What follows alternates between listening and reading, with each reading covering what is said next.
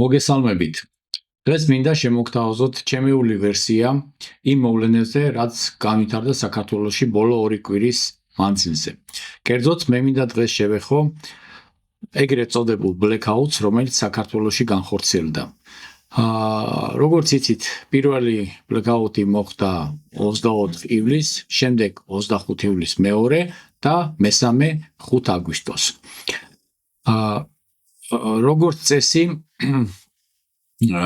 ჩვენ გვახსოვს და არ გვიკვირს, რომ 90-იან წლებში მიჩვეული ვიყავით ელექტროენერგიის გათიშვას. 3-4 დღე საერთოდ არ მიეწოდებოდა ხოლმე ელექტროენერგია თბილისის ზოგიერთ რაიონებს და მით უმეტეს რეგიონებს, მაგრამ ამავე დროს ყველამ ვიცოდით, რომ როდესაც ელექტროენერგია წავიდოდა, ეგრეთ წოდებული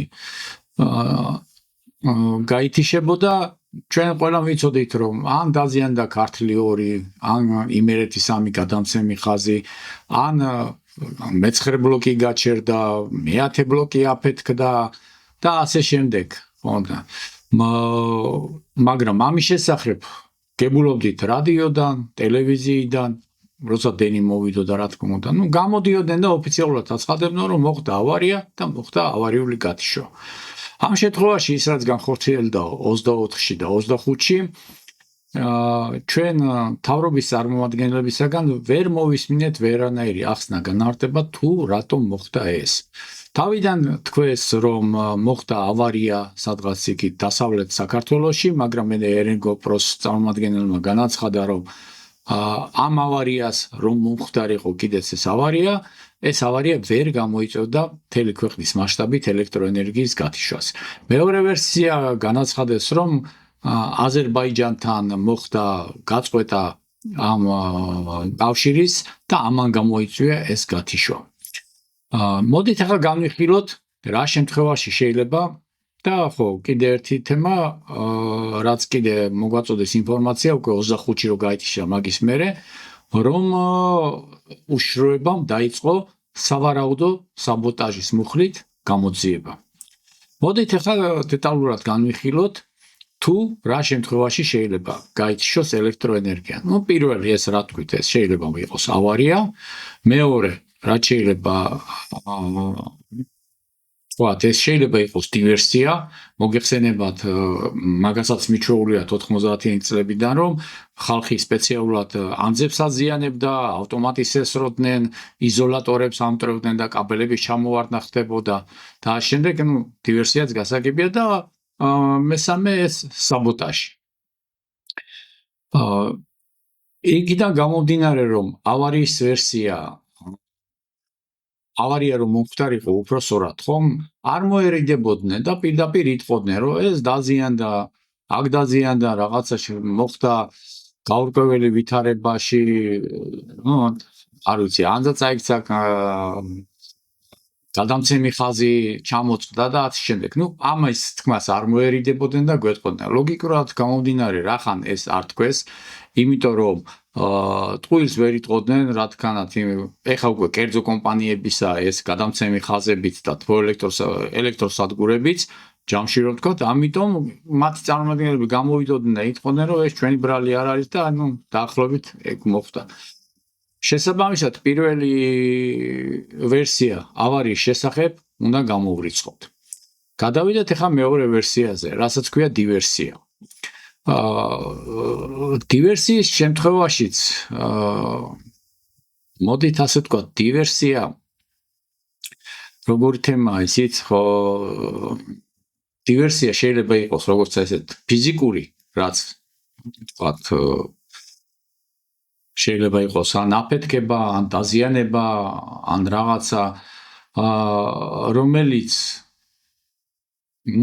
ეს მექანიკური დივერსია, მოდით ასე ვთქვათ, არ დაიმალება და აშკარად გამოჩნდება, იმიტომ რომ მერე ის უნდა აღადგინონ და ასე შემდეგ. მაგრამ დივერსია შეიძლება იყოს არა მარტო მექანიკური, არამედ ასე ვთქვათ, ელექტრონული სისტემის გათიშვა და ასე შემდეგ. ეხლა ამ დივერსიას ცოტა ხანი მე შევეშვები და მინდა საბოტაჟის შესახებ გითხრათ და დივერსიას დაუბრუნდები შემდეგ. საბოტაჟის თემაც ნახეთ როგორი საქმეა. საბოტაჟი რო განახორციელო ამისთვის საჭიროა კონკრეტული პიროვნება. ან ადამიანთა ჯგუფი, რომელმაც ეს საბოტაჟი უნდა განახორციელოს. ეს ელექტროსისტემა არ არის ხო მარტივად მოწყობილი, ეს ხო ის არ არის, შენ მაგალითად გარეთ რო დგას ჩამრთველი ავტომატები ვიღაცა მოვიდა, გათიშან, ხაზი გადაგიჭრა, ხომ ესე არ ხდება. ელექტროსისტემა რთულად არის მოწყობილი და წესით 21 საუკუნეა და უნდა იმართებოდეს კომპიუტერულად, თავისი აპარატული, დამცავი საშუალებები და ასე შემდეგ. ამიტომ ვიღაცამ რომ დივერსია ჩაიდინოს, ხომ, ეს ადვილად გამოსავლენია, იმიტომ რომ დივერსიის ჩამდე ცდომა უნდა კონდეს აპარატურასთან, მოწყობილობასთან, უნდა იცოდეს სისტემა ერკვეოდეს რა, როგორ, სად მუშაობს, რა უნდა გათიშოს, რომ დივერსია საბოტაჟი განახორციელოს. თქვათ და დაუშვათ ეს იყო დივერსია, რომელიც მოხდა 24 ივლისს. ხომ ეს ვინ დივერსია ჩაიდინა, ის ხო შეეცდება რომ ან დაიმალოს, ან მეორედ ან წაშალოს კვალი 25-ში ის იგივე მოქმედებას რატომ ჩაიდენდა, ხომ?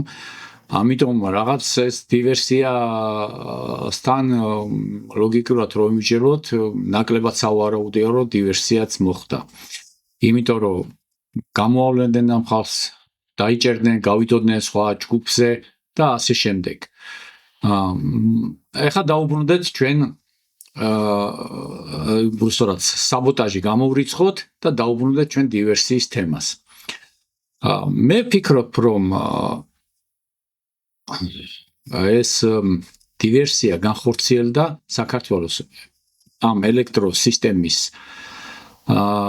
სისტემაში გარკვეული მიზნებით. და მე ვფიქრობ, რომ დივერსია იყო ჰაკერული. ანუ იყო ჰაკერული შეტევა საქართველოს ელექტროსისტემაზე. ეს ჰაკერული შეტევა რატო განახორციელეს, თქვათ, საქართველოს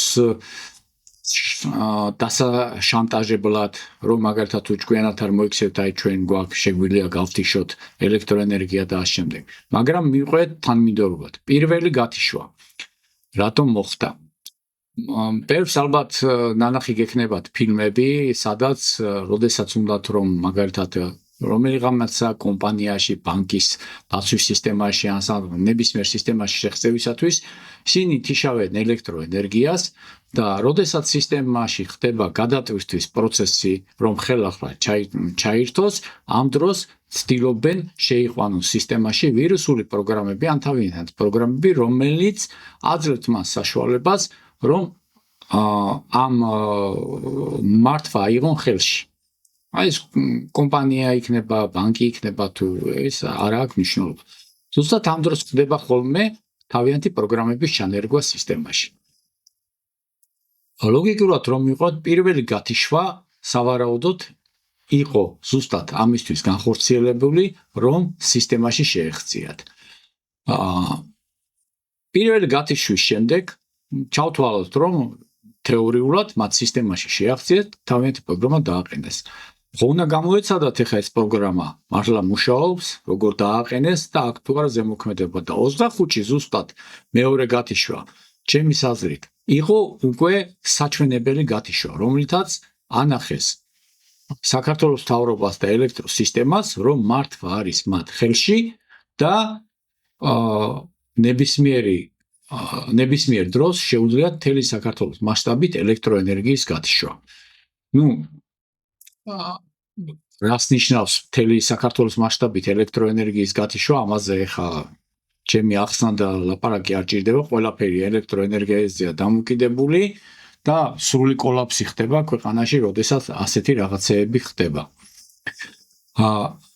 მე შემდეგ ველოდებოდი ინფორმაციას, თუ ჩემი ვარაუდი მართალია და ეს ხდებოდა საქართველოს მთავრობაზე ზეწოლისათვის, ველოდებოდი რა ნაბიჯებს გადადგავდა საქართველოს ხელისუფლება.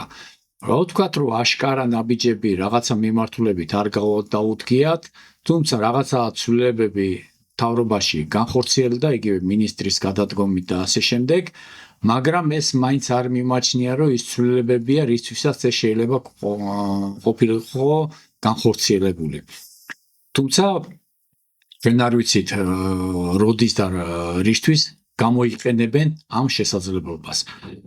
ეხლა მიყვეთ მოვლენებს და ვილაპარაკოთ მესამე გათიშვაზე, რომელიც 5 აგვისტოს მოხდა.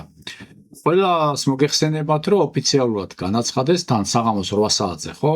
რომ მოხდა, განაცხადეს, რომ ენგურხესზე ტესტირების მიზნით ენგურხესიდან გათიშეს ელექტროენერგია, რომ სისტემის მდგრადობა შეემოწმებინა. კაი დალოცულო, თუ ტესტირება გინდა რაღა პიკის საათებში ახორციელებ ამ ტესტირებას, ხო? შუაღამისად ღამის 3-ზე 4-ზე გააკეთეს ტესტირება რა, მაშინ ვერ შეამოწმებ ამას, თუ მაქსიმალური დატვირთვა უნდა ყოფილიყო, მაინდა-მაინც რომ ეს ტესტირება და მდგრადობა შეგემოწმებინა. მე ვფიქრობ, ამ მესამე გათიშვამ კიდევ უფრო გაამყარა ჩემი ეჭვი იმასთან დაკავშირებით, რომ იქ 25-ში და 24-ში მოხდა ჰაკერული პროგრამების ჩანერგვა ჩვენ ელექტროსისტემაში. 5 აგვისტოს ორი ვარიანტია რაც შეიძლება მომხდარიყო. ერთი რატომ გაითიშა? ერთი რომ ჩვენებმა, ასე ვთქვათ, მთავრობას არ გულხმა, ზოგადად ვისაც ეხება ეს ელექტროსისტემის მართვა, გინდ უსაფრთხოება, გათიშეს ელექტროენერგია, რომ ეს ვირუსული პროგრამა წაეშალათ. ან გაენეიტრალებინათ. თუ ეს გათიშვა მოხდა ჩვენების მხრივ, ეს იმას ნიშნავს, რომ სავარაუდოდ დიდი ალბათობით მათ ეს პროგრამა გაანეიტრალეს. მაგრამ არის მეორე ვერსიაც, რომ ხონდათ ჩვენებს ცდელობა ამ პროგრამის განეიტრალების, მაგრამ ვინც ამ პროგრამას ანეიტრალებს, მათ ატიშეს ელექტროენერგია და გააფრთხილეს, რომ ასე ვთქვათ, წყნარად ყოფილიყვნენ და ხელი არ ეხლოთ ამ პროგრამისათვის. ან შესაძლებელია ეს პროგრამა ავტომატურად თიშავს ელექტროსისტემას, როდესაც ხედავს, რომ მისი წაშლა ან აღმოჩენილი ისედაც იქნება, მაგრამ მისი წაშლა ან გაუნებელყოფა ჭირდებათ. ამიტომ ამ ორი ვარიანტიდან, რომელიც თუ პირველი განხორციელებდა და ჩვენება შეძლეს ამ პროგრამის განეიტრალება, ეს ხო ძალიან კარგი და რა თქმა უნდა შესაბამისი დასკვნებიც უნდა გამოიტანონ და გააძლიერონ ეს კიბერუსაფრთხოება. მაგრამ თუ მეორე ვარიანტია, რაღაცა დროის შემდეგ კიდე უნდა ველოდოთ ამ blackout-ს, იმიტომ რომ ყველანაირად უნდა ეცადონ, რომ ეს მართვა ისე თვითონ დაიბრუნონ. დამეთანხმებით, რომ ამ მოსაზრებას არსებობის ასე ვთქვათ, არსებობის უფლება აქვს, თუ მეთანხმებით მომწერეთ, რაში მეთანხმებით, ეგეც მითხარით, თუ არ მეთანხმებით, რაში არ მეთანხმებით, თქვენი ვერსიებით შეგიძლიათ გაგვიზიაროთ, ვიმჟელოთ. დღეს სულ ეს იყო რაც მინდოდა მეთქვა, დაველოდოთ მოვლენების განვითარებას, იმედია ყველაფერი ჩვენ სასიკეთოდ დამთავრდება. კარგად ბრძანდებოდეთ.